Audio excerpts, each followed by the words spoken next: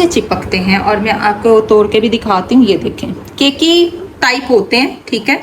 अगर हम इसको उस मोल्ड में बेक करेंगे ना तो इस तरह से ये चिपकेंगे नहीं। उसके बाद हम इसका टेम्परेचर थोड़ा स्लो रखेंगे, इसको थोड़ा क्रिस्प करेंगे, ओके।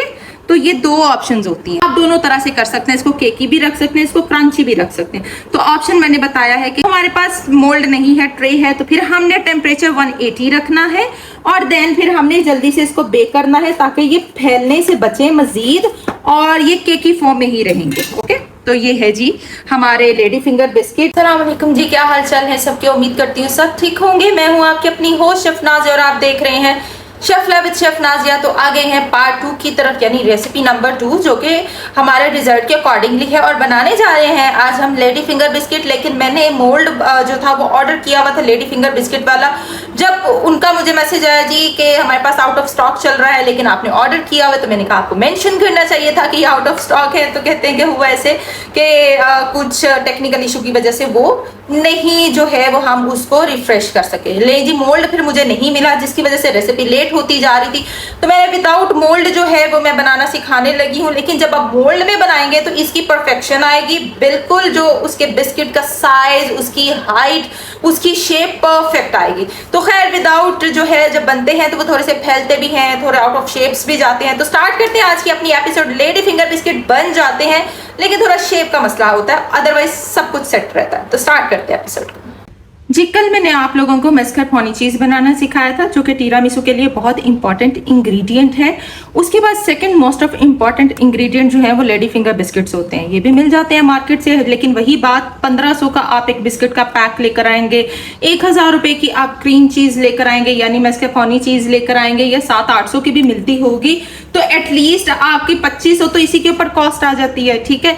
उसके बाद फिर आपने व्हिपिंग क्रीम और मतलब जो जो चीज़ें आपने ऐड करनी है तो वो कॉस्ट को बढ़ाता जाएगा। कॉफ़ी ऐड होगी, कोको पाउडर जाएगा, उसके बाद फिर कुछ और इंग्रेडिएंट इसके अंदर जाएंगे। तो इसका मतलब है कि आपको एक डिज़र्ट ही जो है, जो एक डिज़र्ट बॉक्स जो है एटलीस्ट समझ लें 12 से 15 लोगों का कह लें, आप इजीली कह सकते हैं चलें जी 10 से 12 लोगों का ये डिज़र्ट बनता है। तो वो आपको 3500 रुपये में पड़ता है, ठीक है, जो कॉस्ट आती है अगर आप मार्केट से बाय करते हो। अगर आप वही चीज़ें घर पर बना लेते हो तो उसकी कोई ज़्यादा कॉस्ट नहीं आती। 500 रुपये में जो है वो मैंने अपनी चीज़ बना ली। उसके बाद अब ये लेडी फिंगर बिस्किट बनने जा रहे हैं, तो देखते हैं कि कितनी कॉस्ट आती है। लेकिन इस कॉस्ट की जो एंड ऑफ मेजरमेंट्स होंगी, जो प्राइस होगी, वो हम डिजर्ट वाले दिन ही अनाउंस करेंगे कि क्या होगी और कितना हमने अर्न किया, ठीक है जी।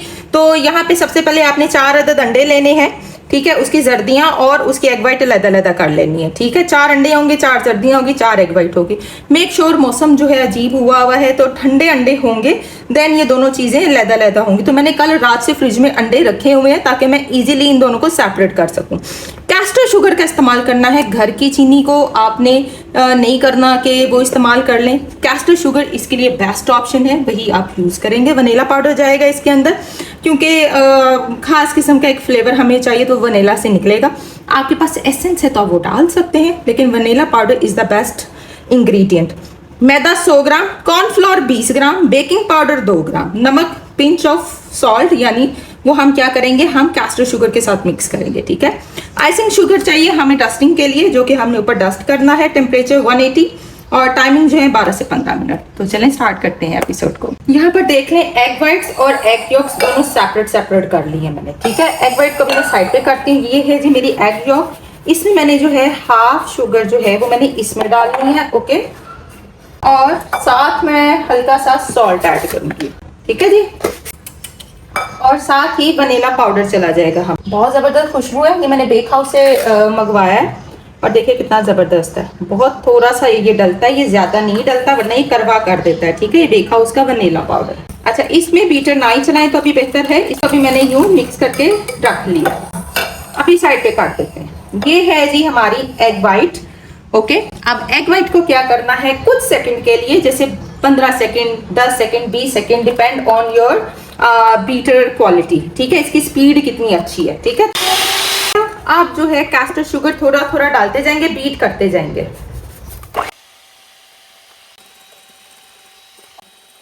एग एग वाइट मेरा अच्छे से बीट हो चुका है, ये देखें कितना अच्छा बीट हो गया। इसको मैं साइड पे करती हूँ। इसको जल्दी से जो इसके अंदर की शुगर है इसको मैं डिसॉल्व कर लेती हूँ।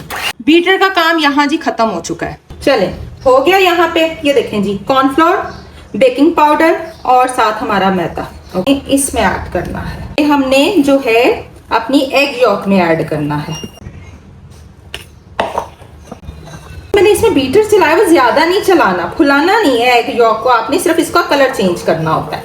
अब मैं क्या करूंगी, यहाँ से थोड़ी थोड़ी एग वाइट लेके इसमें डालती जाऊंगी और मिक्स करती जाऊंगी।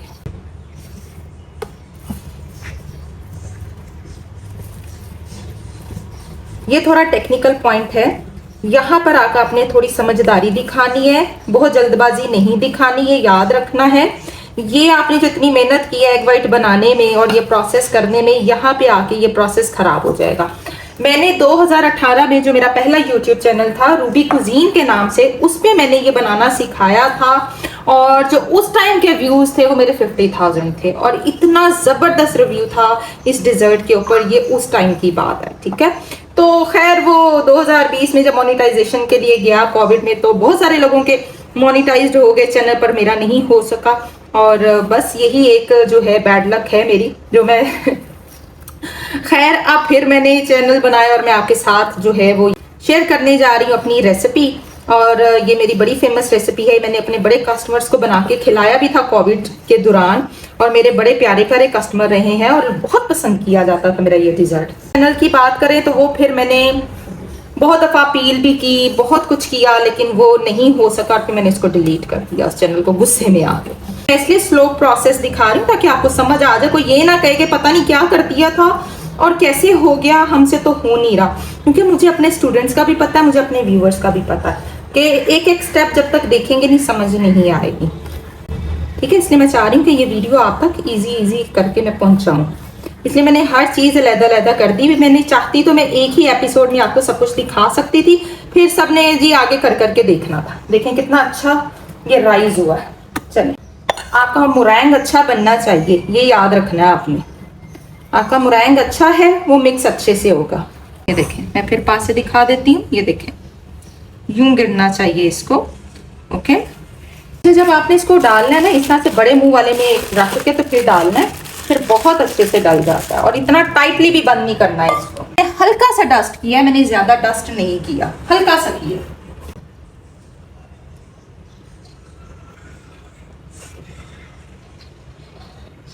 ये जो बिस्किट्स हैं इनका एक सेपरेट मोल्ड होता है, सिलिकॉन मोल्ड, उसके अंदर ये बेक होते हैं। ये इसके ऊपर ऐसे बेक नहीं होते, लेकिन ये हमारे जुगाड़ है, ठीक है।